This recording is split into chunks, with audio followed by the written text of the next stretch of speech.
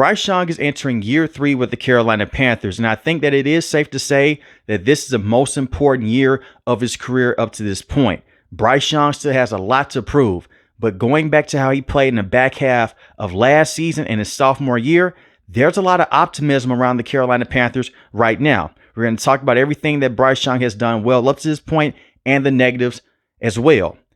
But we have to go back to his rookie season. I'm not going to count this rookie season against Bryce Young. I did the same thing with Trevor Lawrence. Usually, when you're the first overall pick, especially when you're a quarterback, you're going into the worst situation in the NFL. That's why the team has that pick. But the Carolina Panthers made a major trade. They traded DJ Moore and some first-round picks to jump up and to select Bryce Young over CJ. And regardless of how you feel about this argument, and it is getting annoying up to this point, Bryce Young will always be placed against CJ. That's just how the NFL narratives work. Whenever it's 2 quarterbacks or 3 quarterbacks selected in the first round, they'll always pin them against each other. The reason why Bryce Young will be placed against CJ, a lot of Carolina Panther fans feel like this. They could have selected CJ over Bryce Young. Coming out of college, it was a huge question. Who's the better player? Coming out of Alabama, Bryce Young, or coming out of Ohio State, CJ? You can go back and listen to the videos. A couple of years ago, I had them as 1A and 1B in that draft class. But Bryce Young comes over with the first overall pick. A terrible situation. He was the second most sacked quarterback in the NFL in his rookie season. On top of that, Frank Reich was his head coach. Frank Reich was such a bad coach with the Carolina Panthers. They fired him during the season. But before he got fired, he was the main offensive play caller. Then he went to Thomas Brown and he said, you know what? You can call plays. Just a couple of weeks later, he'll come back and say, you know what? Give me the play call sheet. That's the type of situation that Bryce Young was in with the Carolina Panthers. They had no idea what the hell they were doing. The offensive line was putrid.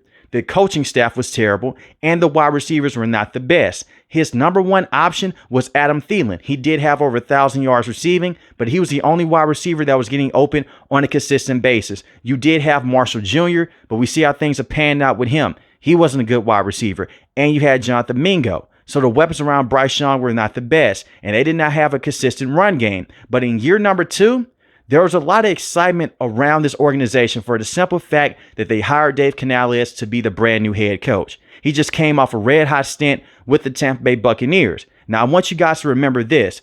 Dave Canales is a former wide receiving coach as well, and he got to work with the Seattle Seahawks as a quarterback's coach and as a wide receiving coach. He called offensive plays with the Buccaneers. He helped turn Baker Mayfield's career around with that team. He comes over. Not only did they bring in a brand new head coach, you now have a brand new general manager and Dan Morgan. Scott Fitterer was a terrible general manager. You're bringing in offensive line pieces as well. Remember, Bryce Young got sacked and beat up a lot. Second most sacked quarterback next to Sam Howell. You bring in 2-star offensive linemen in the interior. The reason why they had to go out there and bring in interior offensive linemen, you spent a first-round pick on Icky a couple of years ago. At this point in time, he didn't look too hot, but he wasn't considered a bust just yet. And since his rookie season, he's panned out to being a very good left tackle, especially on a week-to-week basis. And you have Taylor Moton, who's a veteran. You're not going to get rid of him. He's been the best offensive lineman with the Carolina Panthers now for quite some time. But you bring in Robert Hunt and you bring in Damian Lewis, 2 very good pass protecting guards, and they're also good in run blocking as well. And you have Austin Corbett, who you slid over to the center position. The only problem with him is, can he stay healthy? But you have Brady Christensen, who can play left guard, center, right guard. So there's a lot of talent right now in front of Bryce Young. And then you went up in the first round. You traded up to get Xavier Legette on the back half of the first round. So you're expecting a huge jump. That was not the case for Bryce Young early on in year 2. See, against the New Orleans Saints, he performed terribly. He was horrible in this game against the Saints. They lost 47-10. He was 13 of 30, 161 passing yards, 0 passing touchdowns to 2 interceptions. His accuracy was terrible, especially across the middle of the field.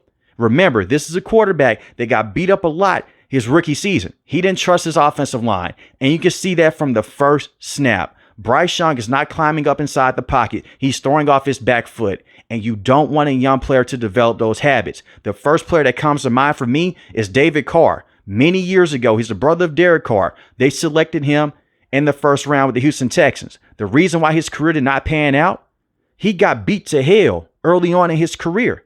As a As his career progressed, he just didn't trust his offensive lineman. And when you have a flinching habit inside the pocket or whatever sport you're in, you're not going to be able to go out there and reach your ceiling. So week 2 against the Los Angeles Chargers, yeah, it got worse. They lost 26-3, 18 of 26 on the day, 84 passing yards, 0 passing touchdowns to 1 interception.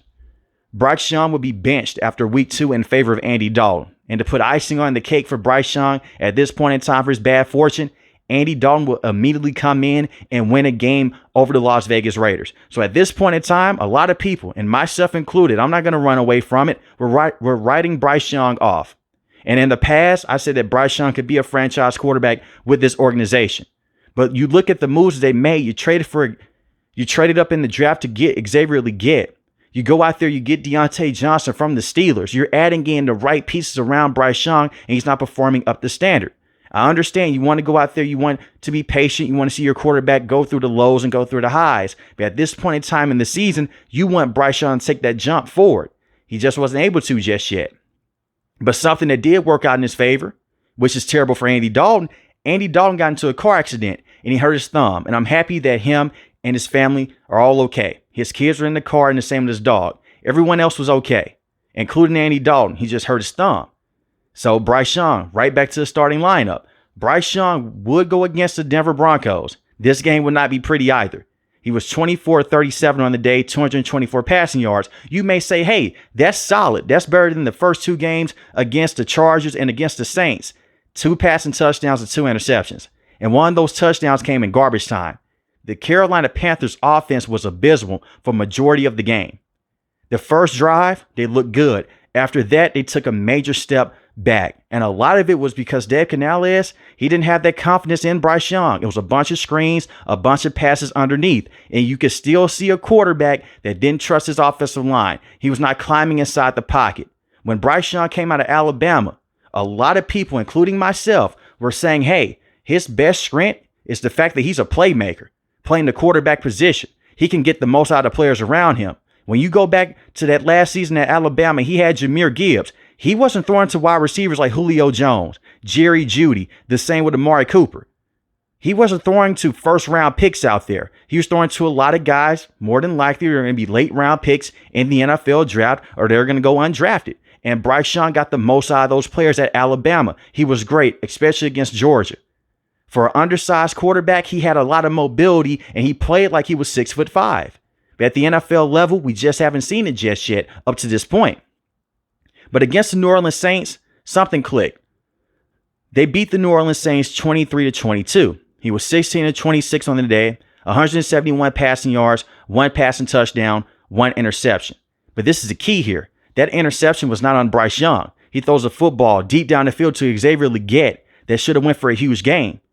Here comes the cornerback. He snatches the football out of his hands. That's not on Bryce Young. And the reason why I'm hyping up this performance, he was starting to step up inside the pocket. He was making more plays outside the pocket. And you started to see some confidence there.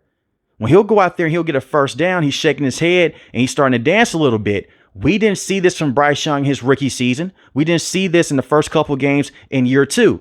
And the biggest thing, besides him performing solidly and going out there and having confidence, they finally won a freaking football game. So they go overseas, Germany. They defeat the New York Giants. Bryce Young is starting to step up inside the pocket more and more. He's trusting his offensive line. He's not throwing off that back foot as much. And the run game has not been fully unlocked with the Carolina Panthers.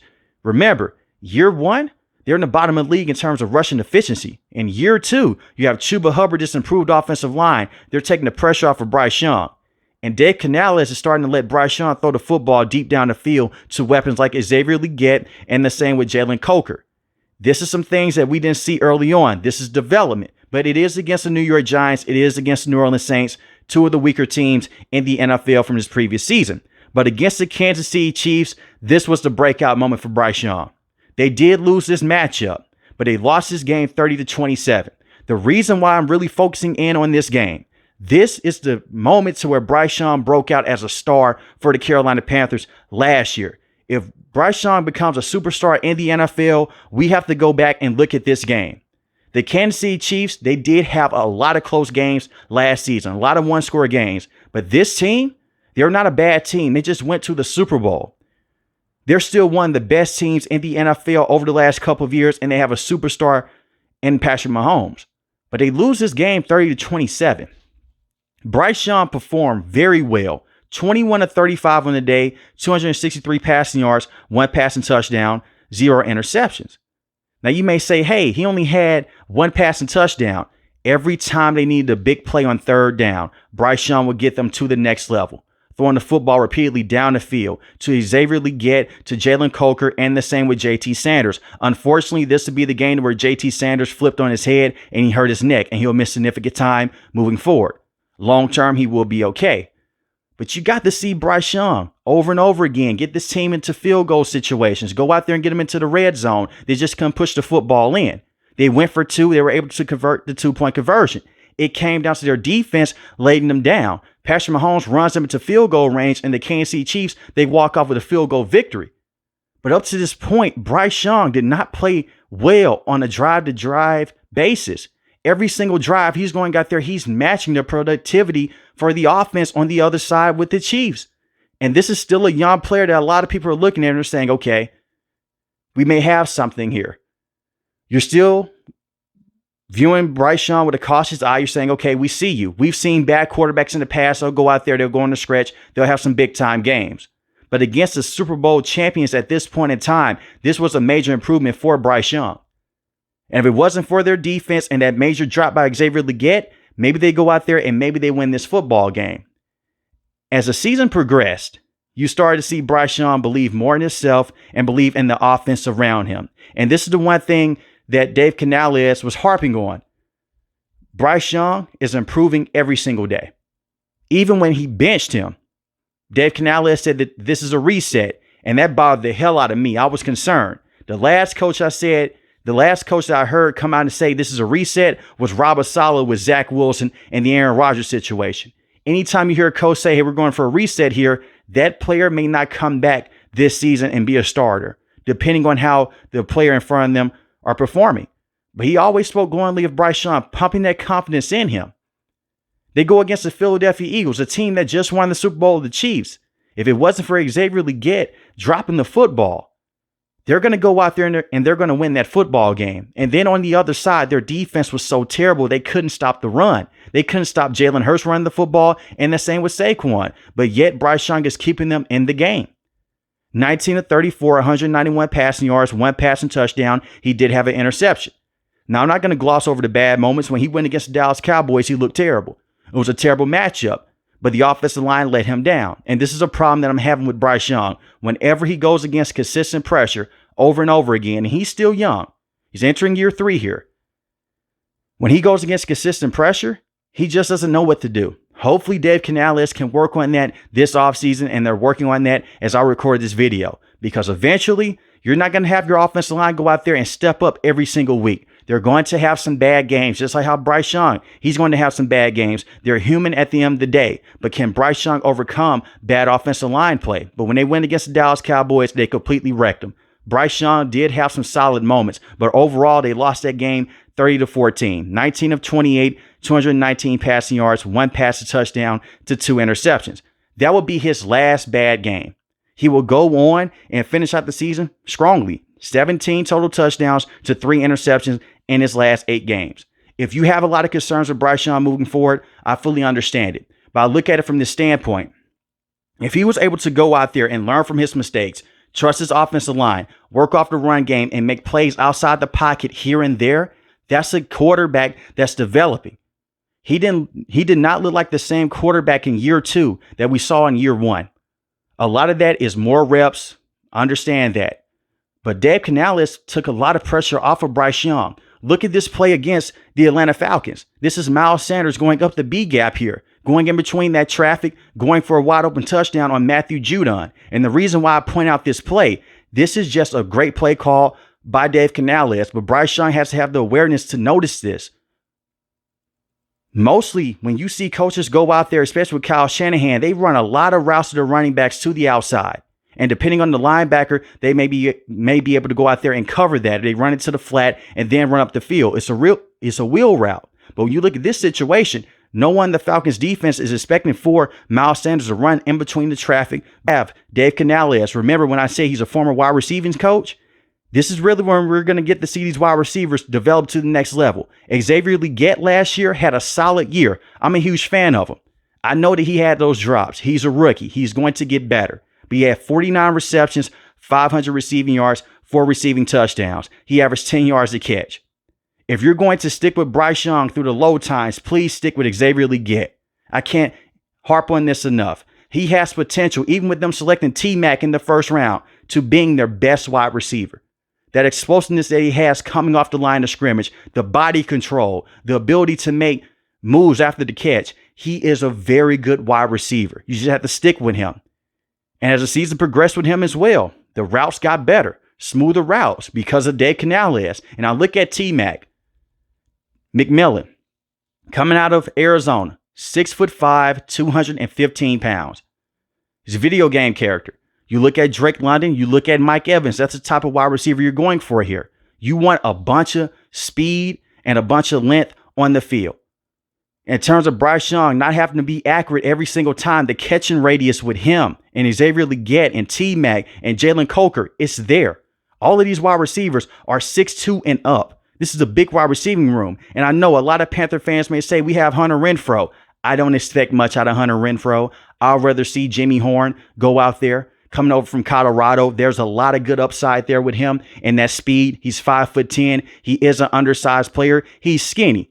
But we've seen a lot of skinny wide receivers. Look at Devontae Smith with the Eagles. They can give you problems. You put them inside the slot, that could be a huge mismatch going against linebackers and safeties in general and against slot cornerbacks. And I look at Dave Canales. This is your field.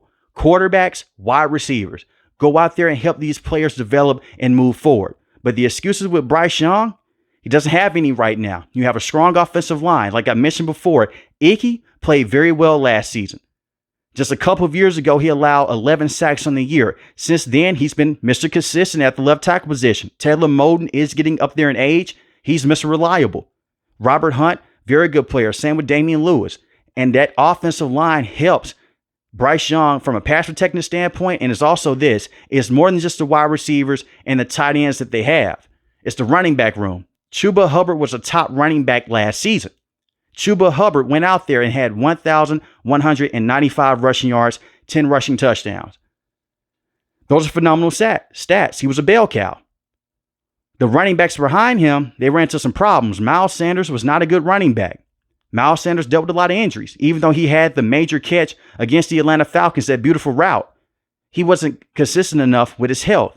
And even when they brought him into the matchup, you could still see the explosiveness wasn't there because of the growing injuries that he suffered in the past. He's now with the Dallas Cowboys. So you need to bring in another running back. Yes, they drafted Jonathan Brooks. 2 torn ACLs in back-to-back years. He may never be the same running back ever again that he was at Texas. But that's why you bring over Rico from the Dallas Cowboys, Rico Dwaddle. Very good player. He's not a true bell cow, but he can come in and he can be a consistent starter. You're not going to give him the football 15 to 20 times in this system. You're going to have him work off of Chuba Hubbard.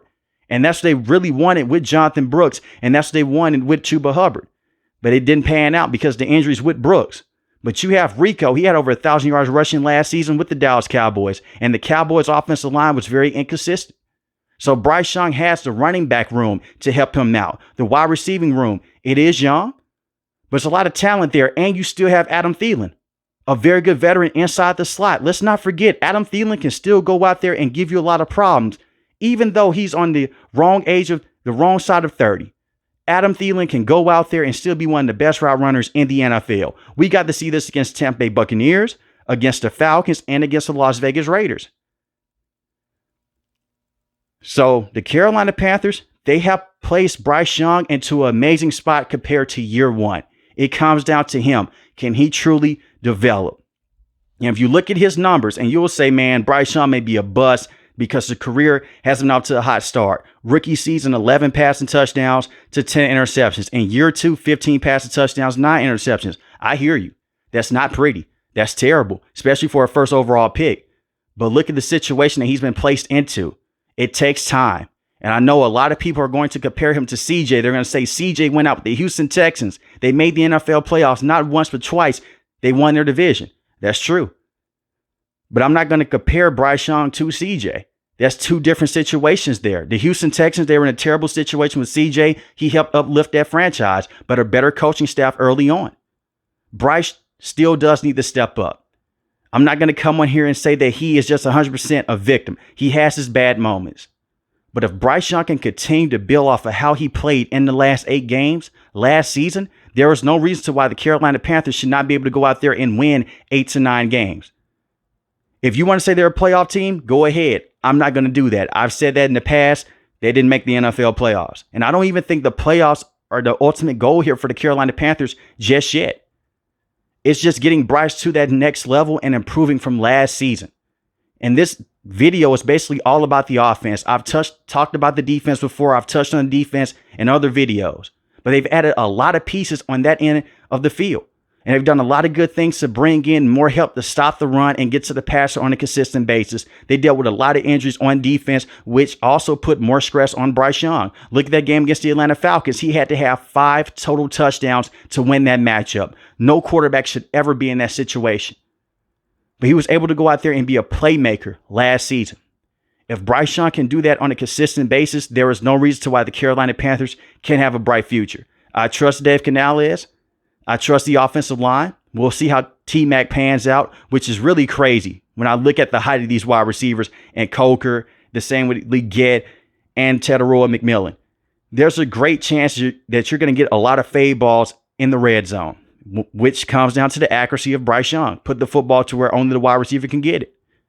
But this offense and their success will lie on the shoulders of Bryce Young. But let me know in the comment section below, how do you feel about Bryce Young moving forward with the Carolina Panthers? If you're new to the channel, hit the subscribe button. If you like the video, hit the like button. Most importantly, want each and every last one of you guys stay safe, stay positive. Thanks for the video, guys. God bless. Peace.